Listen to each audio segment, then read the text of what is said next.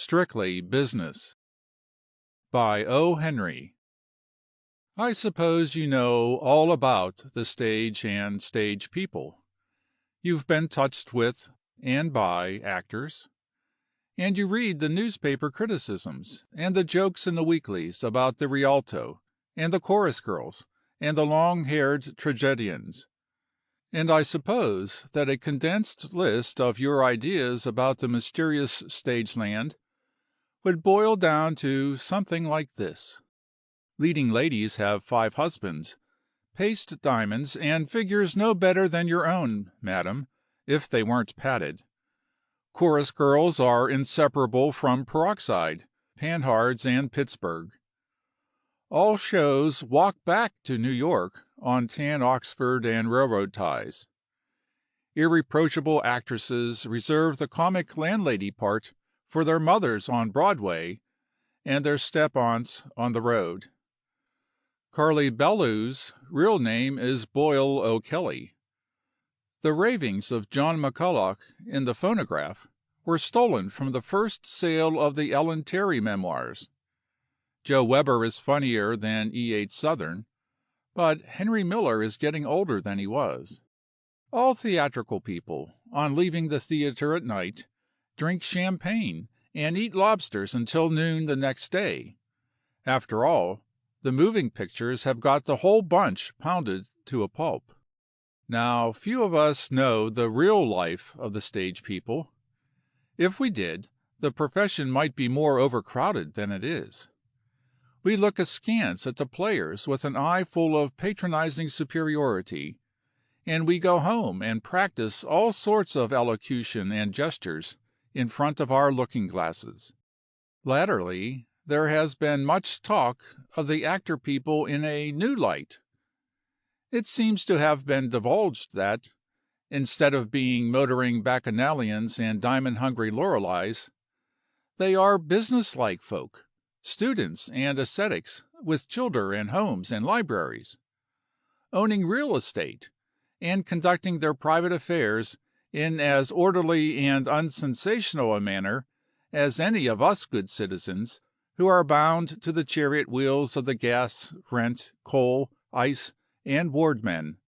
Whether the old or the new report of the Sauk and Buskiners be the true one, is a surmise that has no place here. I offer you merely this little story of 2 strollers, and for proof of its truth, I can show you only the dark patch above the cast iron of the stage entrance door of Keeter's old vaudeville theater, made there by the petulant push of gloved hands, too impatient to finger the clumsy thumb latch, and where I last saw Cherry, whisking through like a swallow into her nest, on time to the minute, as usual, to dress for her act. The vaudeville team of Hart and Cherry was an inspiration. Bob Hart had been roaming through the eastern and western circuits for 4 years, with a mixed-up act comprising a monologue, 3 lightning changes with songs, a couple of imitations of celebrated imitators, and a buck and wing dance that had drawn a glance of approval from the bass viol player in more than one house, than which no performer ever received more satisfactory evidence of good work. The greatest treat an actor can have is to witness the pitiful performance with which all other actors desecrate the stage. In order to give himself this pleasure, he will often forsake the sunniest Broadway corner between 34th and 44th to attend a matinee offering by his less gifted brothers. Once during the lifetime of a minstrel joke, one comes to scoff and remains to go through with that most difficult exercise of Thespian muscles, the audible contact of the palm of one hand against the palm of the other. One afternoon Bob Hart presented his solvent, serious, well-known vaudevillian face at the box-office window of a rival attraction and got his D.H. coupon for an orchestra seat. A, B, C, and D glowed successively on the announcement spaces and passed into oblivion, each plunging Mr. Hart deeper into gloom. Others of the audience shrieked, squirmed, whistled, and applauded. But Bob Hart, all the mustard and a whole show in himself, sat with his face as long and his hands as far apart as a boy holding a hank of yarn for his grandmother to wind into a ball. But when H came on, the mustard suddenly sat up straight. H was the happy alphabetical prognosticator of Winona Cherry in character songs and impersonations. There were scarcely more than 2 bites to Cherry, but she delivered the merchandise, tied with a pink cord and charged to the old man's account. She first showed you a deliciously dewy and ginghamy country girl with a basket of property daisies, who informed you ingenuously that there were other things to be learned at the old log schoolhouse besides ciphering and nouns, especially when the teacher kept me in. Vanishing, with a quick flirt of gingham apron strings, she reappeared in a considerably less than a trice as a fluffy Parisienne. So near does art bring the old red mill to the Moulin Rouge. And then, but you know the rest, and so did Bob Hart. But he saw somebody else. He thought he saw that Cherry was the only professional on the short order stage that he had seen who seemed exactly to fit the part of Helen Grimes in the sketch he had written and kept tucked away in the tray of his trunk. Of course, Bob Hart, as well as every other normal actor, grocer, newspaper man, professor, curb broker, and farmer, has a play tucked away somewhere. They tuck 'em in trays of trunks, trunks of trees, desks, haymows, pigeonholes, inside pockets, safe deposit vaults, hand boxes, and coal cellars, waiting for Mr. Frohman to call. They belong among the 57 different kinds. But Bob Hart's sketch was not destined to end in a pickle jar. He called it Mice Will Play. He had kept it quiet and hidden away ever since he wrote it, waiting to find a partner who fitted his conceptions of Helen Grimes. And here was Helen herself, with all the innocent abandon, the youth, the sprightliness, and the flawless stage art that his critical taste demanded. After the act was over, Hart found the manager in the box office, and got Cherry's address. At 5 the next afternoon, he called at the musty old house in the West Forties and sent up his professional card. By daylight, in a secular shirtwaist and plain voile skirt, with her hair curbed and her sister of charity eyes, Winona Cherry might have been playing the part of Prudence Wise, the deacon's daughter, in the great, unwritten, New England drama not yet entitled anything. "I know your act, Mr. Hart," she said after she looked over his card carefully. "What did you wish to see me about?" "I saw you work last night," said Hart. "I've written a sketch that I've been saving up. It's for 2, and I think you can do the other part. I thought I'd see you about it." "Come in the parlor," said Miss Cherry. "I've been wishing for something of the sort. I think I'd like to act instead of doing turns." Bob Hart drew his cherished Mice Will Play from his pocket, and read it to her. "Read it again, please," said Miss Cherry.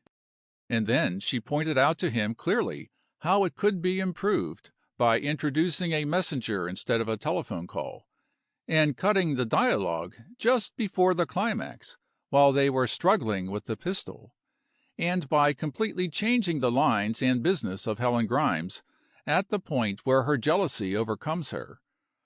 Hart yielded to all her strictures without argument. She had at once put her finger on the sketch's weaker points. That was her woman's intuition that he had lacked. At the end of their talk, Hart was willing to stake the judgment, experience, and savings of his 4 years of vaudeville that Mice Will Play would blossom into a perennial flower in the garden of the circuits. Miss Cherry was slower to decide. After many puckerings of her smooth young brow and tappings on her small white teeth with the end of a lead pencil, she gave out her dictum. "Mr. Hart," she said, "I believe your sketch is going to win out. That Grimes part fits me like a shrinkable flannel after its first trip to a handless hand laundry. I can make it stand out like the colonel of the 44th Regiment at a little Mother's Bazaar. And I've seen you work. I know what you can do with the other part. But business is business. How much do you get a week for the stunt you do now?" "200," answered Hart. "I get 100 for mine," said Cherry. "That's about the natural discount for a woman. But I live on it, and put a few simoleons every week under the loose brick in the old kitchen hearth. The stage is all right. I love it. But there's something else I love better. That's a little country home, some day, with Plymouth Rock chickens and 6 ducks wandering around the yard. Now, let me tell you, Mr. Hart, I am strictly business. If you want me to play the opposite part in your sketch, I'll do it, and I believe we can make it go. And there's something else I want to say. There's no nonsense in my make-up. I'm on the level, and I'm on the stage for what it pays me, just as other girls work in stores and offices. I'm going to save my money, to keep me when I'm past doing my stunts. No old ladies' home or retreat for impudent actresses for me. If you want to make this a business partnership, Mr. Hart, with all nonsense cut out of it, I'm in on it. I know something about vaudeville teams in general, but this would have to be one in particular. I want you to know that I'm on the stage for what I can cart away from it every payday in a little manila envelope with nicotine stains on it, where the cashier has licked the flap. It's kind of a hobby of mine to want to cravenette myself for plenty of rainy days in the future. I want you to know just how I am. I don't know what an all-night restaurant looks like. I drink only weak tea. I've never spoke to a man at a stage entrance in my life, and I've got money in 5 savings banks." "Miss Cherry," said Bob Hart in his smooth, serious tones, "you're in on your own terms. I've got 'Strictly Business' pasted in my hat and stenciled on my make-up box. When I dream of nights I always see a 5-room bungalow on the north shore of Long Island, with a Jap cooking clam broth and duckling in the kitchen, and me with the title deeds to the place in my pongee coat pocket, swinging in a hammock on the side porch, reading Stanley's 'Explorations into Africa,' and nobody else around. You never was interested in Africa, was you, Miss Cherry?"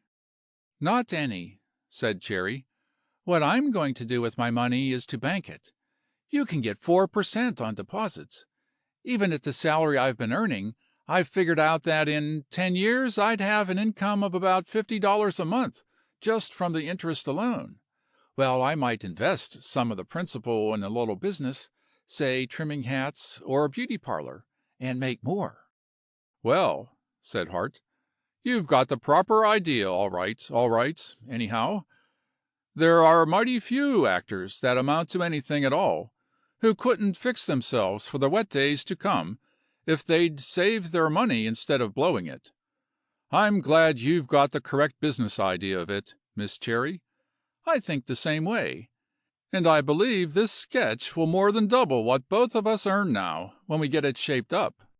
The subsequent history of Mice Will Play is the history of all successful writings for the stage. Hart and Cherry cut it, pieced it, remodeled it, performed surgical operations on the dialogue and business, changed the lines, restored them, added more, cut 'em out, renamed it, gave it back the old name, rewrote it, substituted a dagger for the pistol, restored the pistol, put the sketch through all the known processes of condensation and improvement. They rehearsed it by the old-fashioned boarding-house clock in the rarely used parlor until its warning click, at 5 minutes to the hour, would occur every time exactly half a second before the click of the unloaded revolver that Helen Grimes used in rehearsing the thrilling climax of the sketch. Yes, that was a thriller and a piece of excellent work. In the act, a real 32 caliber revolver was used, loaded with a real cartridge. Helen Grimes, who is a Western girl of decidedly Buffalo Billish skill and daring, is tempestuously in love with Frank Desmond, the private secretary and confidential prospective son-in-law of her father, Arapaho Grimes, $250,000 cattle king, owning a ranch that, judging by the scenery, is in either the Badlands or Amagansett, Long Island.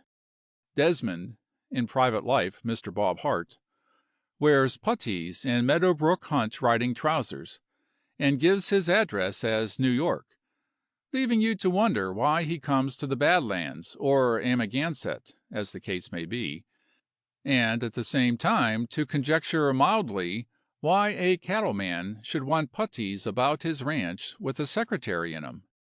Well, anyhow, you know as well as I do that we all like that kind of play, whether we admit it or not. Something along in between Bluebeard Jr. and Cymbeline, played in the Russian. There were only 2 parts and a half in Mice Will Play. Hart and Cherry were the two, of course, and the half was a minor part always played by a stagehand, who merely came in once in a tuxedo coat and a panic to announce that the house was surrounded by Indians, and to turn down the gas fire in the grate by the manager's orders. There was another girl in the sketch, a Fifth Avenue Society swelless, who was visiting the ranch and who had sirened Jack Valentine when he was a wealthy clubman on Lower Third Avenue before he lost his money. The girl appeared on the stage only in the photographic state. Jack had her Serenee stuck up on the mantel of the Amagan, of the Badlands drawing room. Helen was jealous, of course. And now for the thriller. Old Arapaho Grimes dies of angina pectoris one night, so Helen informs us in a stage ferryboat whisper over the footlights, while only his secretary was present.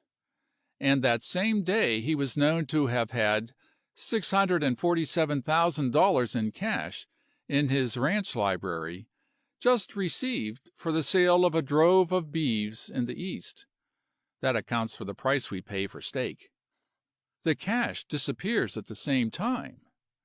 Jack Valentine was the only person with the ranchman when he made his alleged croak.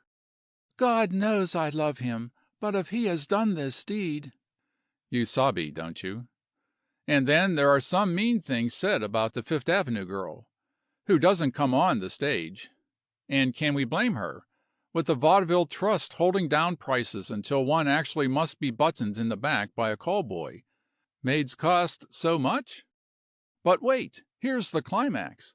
Helen Grimes, chaparralish as she can be, is goaded beyond impudence. She convinces herself that Jack Valentine is not only a falsetto, but a financier. To lose at one fell swoop $647,000, and a lover in riding trousers with angles in the sides like the variations on the chart of a typhoid fever patient, is enough to make any perfect lady mad. So then, they stand in the ranch library, which is furnished with mounted elk heads. Didn't the Elks have a fish fry in Amagansett once? And the denouement begins. I know of no more interesting time in the run of a play, unless it be when the prologue ends. Helen thinks Jack has taken the money. Who else was there to take it? The box office manager was at the front on his job. The orchestra hadn't left their seats, and no one could get past old Jimmy, the stage door man, unless he could show a Skye Terrier or an automobile as a guarantee of eligibility. Goaded beyond imprudence, as before said, Helen says to Jack Valentine, "Robber and thief, and worse yet, stealer of trusting hearts, this should be your fate." With that out, she whips, of course, the trusty 32 caliber. "But I will be merciful," goes on Helen. "You shall live. That will be your punishment. I will show you how easily I could have sent you to the death that you deserve. There is her picture on the mantel. I will send through her more beautiful face the bullet that should have pierced your craven heart. And she does it. And there's no fake blank cartridges or assistants pulling strings. Helen fires. The bullet, the actual bullet, goes through the face of the photograph and then strikes the hidden spring of the sliding panel in the wall. And lo, the panel slides, and there is the missing $647,000 in convincing stacks of currency and bags of gold. It's great. You know how it is. Cherry practiced for 2 months at a target on the roof of her boarding house. It took good shooting. In the sketch, she had to hit a brass disc only 3 inches in diameter, covered by wallpaper in the panel, and she had to stand in exactly the same spot every night. And the photo had to be in exactly the same spot, and she had to shoot steady and true every time. Of course, old Arapaho had tucked the funds away there in the secret place. And of course, Jack hadn't taken anything except his salary, which really might have come under the head of obtaining money under, but that is neither here nor there. And of course, the New York girl was really engaged to a concrete house contractor in the Bronx, and necessarily, Jack and Helen ended in a half Nelson. And there you are. After Hart and Cherry had gotten Mice Will Play flawless, they had a tryout at a vaudeville house that accommodates. The sketch was a house wrecker. It was one of those rare strokes of talent that inundates a theater from the roof down. The gallery wept, and the orchestra seats, being dressed for it, swam in tears. After the show, the booking agents signed blank checks and pressed fountain pens upon Hart and Cherry. $500 a week was what it panned out. That night at 11:30, Bob Hart took off his hat and bade Cherry good night at her boarding house door. "Mr. Hart," she said thoughtfully, "come inside just a few minutes. We've got our chance now to make good and make money. What we want to do is to cut expenses every cent we can, and save all we can." "Right," said Bob. "It's business with me. You've got your scheme for banking yours, and I dream every night of that bungalow with the Jap cook and nobody around to raise trouble. Anything to enlarge the net receipts will engage my attention." "Come inside just a few minutes," repeated Cherry, deeply thoughtful. "I've got a proposition to make to you that will reduce our expenses a lot, and help you work out your own future and help me work out mine, and all on business principles." Mice Will Play had a tremendously successful run in New York for 10 weeks. Rather neat for a vaudeville sketch. And then it started on the circuits. Without following it, it may be said that it was a solid drawing card for 2 years, without a sign of abated popularity. Sam Packard, manager of one of Keeter's New York houses, said of Hart and Cherry, "As square and high-toned a little team as ever came over the circuit. It's a pleasure to read their names on the booking list. Quiet, hard workers. No Johnny and Mabel nonsense. On the job to the minute. Straight home after their act. And each of 'em as gentlemanlike as a lady. I don't expect to handle any attractions that give me less trouble or more respect for the profession. And now, after so much cracking of a nutshell, here is the kernel of the story." At the end of its second season, Mice Will Play came back to New York for another run at the roof gardens and summer theaters. There was never any trouble in booking it at the top-notch price.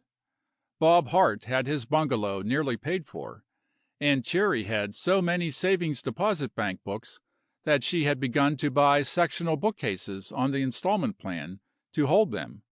I tell you these things to assure you, even if you can't believe it, that many, very many of the stage people are workers with abiding ambitions, just the same as the man who wants to be president, or the grocery clerk who wants a home in Flatbush, or a lady who is anxious to flop out of the count pan into the Prince fire. And I hope I may be allowed to say, without chipping into the contribution basket, that they often move in a mysterious way their wonders to perform. But listen. at the first performance of Mice Will Play in New York at the Westphalia (no hams alluded to) theater, Winona Cherry was nervous. When she fired at the photograph of the Eastern beauty on the mantel, the bullet, instead of penetrating the photo and then striking the disc, went into the lower left side of Bob Hart's neck. Not expecting to get it there, Hart collapsed neatly, while Cherry fainted in a most artistic manner. The audience, surmising that they viewed a comedy instead of a tragedy in which the principals were married or reconciled, applauded with great enjoyment. The cool head who always graces such occasions rang the curtain down, and two platoons of scene-shifters respectively, and more or less respectfully, removed Hart and Cherry from the stage. The next turn went on, and all went as merry as an alimony bell. The stage hands found a young doctor at the stage entrance, who was waiting for a patient with a decoction of American Beauty roses. The doctor examined Hart carefully, and laughed heartily. "No headlines for you, old sport," was his diagnosis. "If it had been 2 inches to the left, it would have undermined the carotid artery as far as the Red Front Drug Store in Flatbush and back again. As it is, you just get the property man to bind it up with a flounce torn from any one of the girls' Valenciennes, and go home and get it dressed by the parlor floor practitioner on your block, and you'll be all right. Excuse me, I've got a serious case outside to look after." After that, Bob Hart looked up and felt better. And then to where he lay came Vincente, the tramp juggler, great in his line.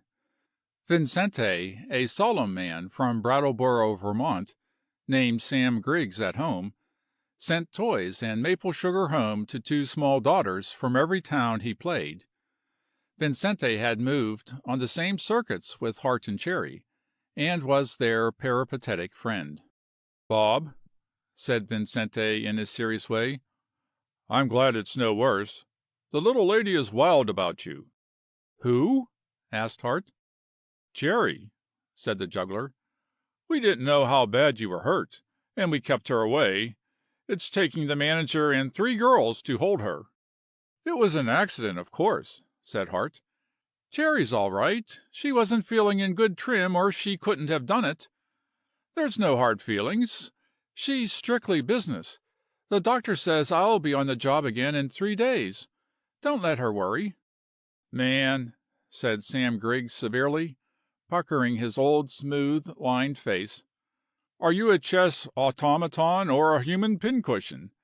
Cherry's crying her heart out for you, calling 'Bob, Bob' every second, with them holding her hands and keeping her from coming to you." "What's the matter with her?" asked Hart, with wide-open eyes. "The sketch'll go on again in 3 days. I'm not hurt bad, the doctor says. She won't lose out half a week's salary. I know it was an accident. What's the matter with her?" "You seem to be blind, or a sort of a fool," said Vincente. "The girl loves you, and is almost mad about your hurt. What's the matter with you? Is she nothing to you? I wish you could hear her call you." "Loves me?" asked Bob Hart, rising from the stack of scenery on which he lay. "Cherry loves me? Why, it's impossible." "I wish you could see her and hear her," said Griggs. "But, man," said Bob Hart, sitting up, "it's impossible. It's impossible, I tell you. I never dreamed of such a thing." "No human being," said the tramp juggler, "could mistake it. She's wild for love of you. How have you been so blind?" "But, my God," said Bob Hart, rising to his feet, "it's too late. It's too late, I tell you, Sam. It's too late.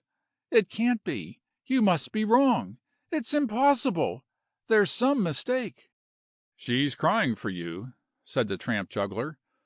"For love of you she's fighting 3, and calling your name so loud they don't dare to raise the curtain. Wake up, man." "For love of me?" said Bob Hart with staring eyes. "Don't I tell you it's too late? It's too late, man. Why, Cherry and I have been married 2 years. If you like the video, put a like, subscribe to the channel and click on the bell to not miss our new videos.